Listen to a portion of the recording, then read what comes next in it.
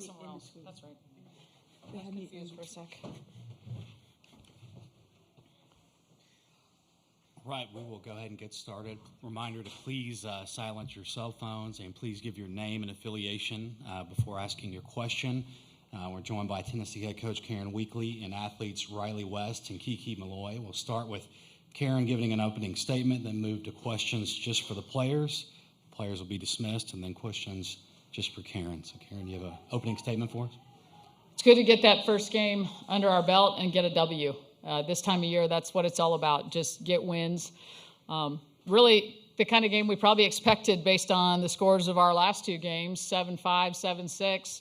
Alabama's a great team. We know they have a lot of great hitters. And, when we got to 10, you just kind of felt like they're not going to go away, and they didn't. But I'm really proud of our team for just how we were tough the whole game and just kept our foot on the pedal and built up a big enough lead that we could come away with the win. All right, well, I'll open up to questions for the players. Back row left. Katie Wyndham from Bama Central. Kiki, for you, how much confidence do you have in Zeta behind you when they intentionally walk you, and how important was it for y'all to capitalize in that second inning with the Alabama error and the intentional walk?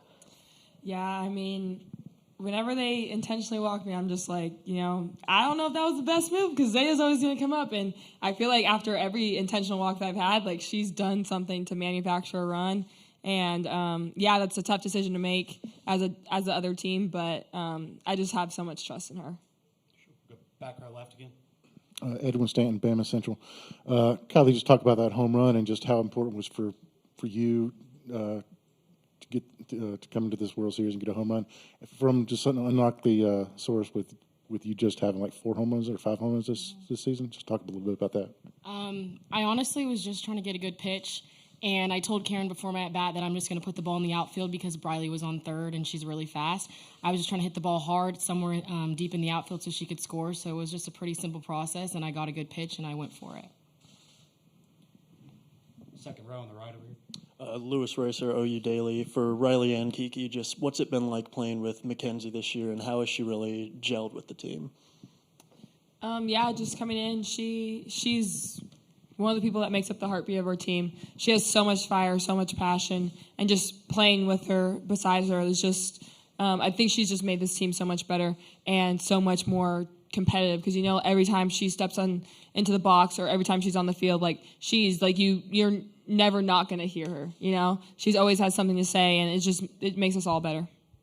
Yeah, like Kiki said, she's a firecracker from day one. She's been loud, she's talked, and it starts in practice. She's a competitor in practice, so she's made us better in practice, and you guys just get to see it on the field. Sure. Good. Second row left. Nick Alvarez, AL.com for both. I know you guys saw Jayla Torrance earlier in the year. Mm-hmm. Did that familiarity help today, and it's kind of what led to some consistent at-bats really from the start? We did see her earlier this year, and she kind of did have my number earlier this year, but it was nice because you know what the pitch is going to look like coming out of her hand when you step in the box, so that familiarity was really cool to see. Mm-hmm. Same thing, but Karen always talks about how, they weren't the same team that we saw previously. We weren't the same team, so it's always going to be a little bit different when you see another pitcher. But again, like what Riley said, it's nice to have a little bit of familiarity, especially just coming in and playing a team like Alabama for our first game of the World Series. Third row, right. Hey, Dave Wilson from ESPN.com. I'm curious about the mommy hat celebration, the money. Riley, today on a big stage, you got your chance. Kiki's done it plenty of times this year. Is the money real, and what power does it give you when you go through the dugout, and what's sort of the value of these sort of dugout traditions and celebrations? I think the dugout tradition started with COVID because we weren't allowed to go out. So the value is just getting to celebrate with your team in the dugout, still have a celebration. The money is not real. I wish it was. Mm-hmm. But it has all our faces on it. So It's pretty cool, and it does give us power because you get to see everyone's faces flying when someone hits their home run. But, that's about it. Yeah, just the mommy hat. It just came from, obviously, I don't know if you guys know the story, but, like, baseball kind of got their little daddy hat banned for a second. So then we were like, let's wear the daddy hat, and then someone made us a mommy hat.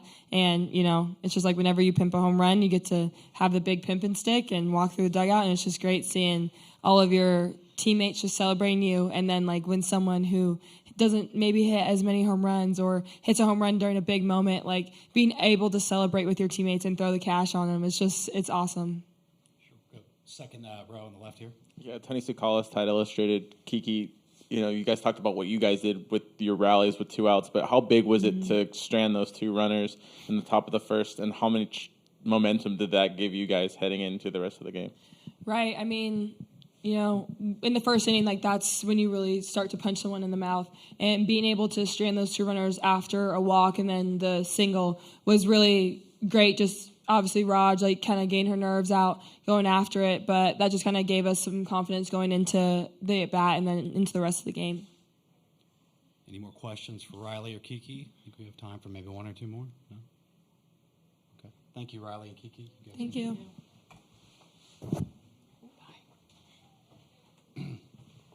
Questions for Karen? Very back, left. Joe Menzer, ESPN. Karen, I'm just wondering how you feel about the home run celebrations. I love it. I love it. The game has changed and evolved. The players have changed and evolved. And the more fun they can have, the better. And, I've changed in that respect. I mean, I used to not even like cheering. And then I realized they don't stay in the game if they're not cheering. So whatever kind of keeps them engaged and connected. And you heard them talk about it's just so fun to be able to celebrate with your team. My thing on celebrations, and I've told them this, we're never going to allow anything that is directed at our opponent. But we'll celebrate us all day long. More questions for Karen? Let's go third row right here on the left. Katie, when Bama Central, going back to one of the things that was asked the athletes, that first inning, how big was it for Ashley to kind of rebound after Alabama could have potentially had a good start in the first inning?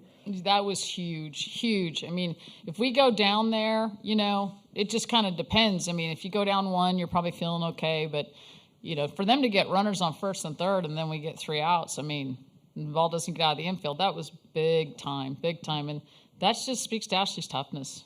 She just willed herself to get those outs, and she did. Sure, we'll go front row right. Christina Long, Knoxville News Sentinel. Just offense really passed the bat up and down the lineup today. Just how much confidence does that give you knowing that you're facing a really good pitching staff in either opponent on Saturday? It gives all of our girls confidence. And the way they perform with 2 outs is really amazing. They never feel like, oh, okay, we'll just get to the next inning. And I think, I just told them in the locker room, we've been talking about this, the mark of a good team, a team that can compete for championships, is the bottom of your order.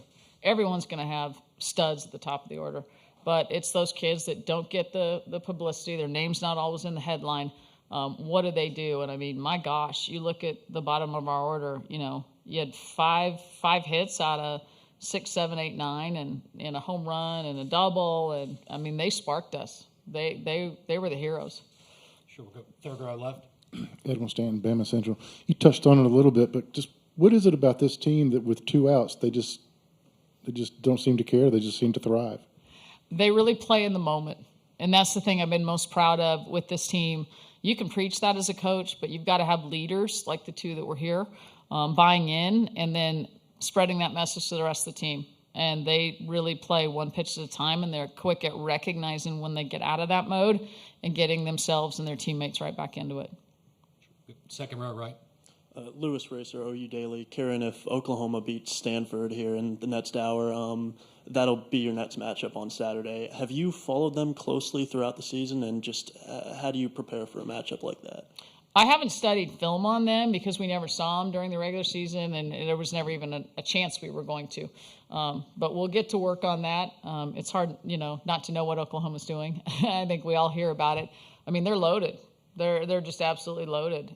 So, it'll be a great game, and I'm excited for our team to have that opportunity to play that game.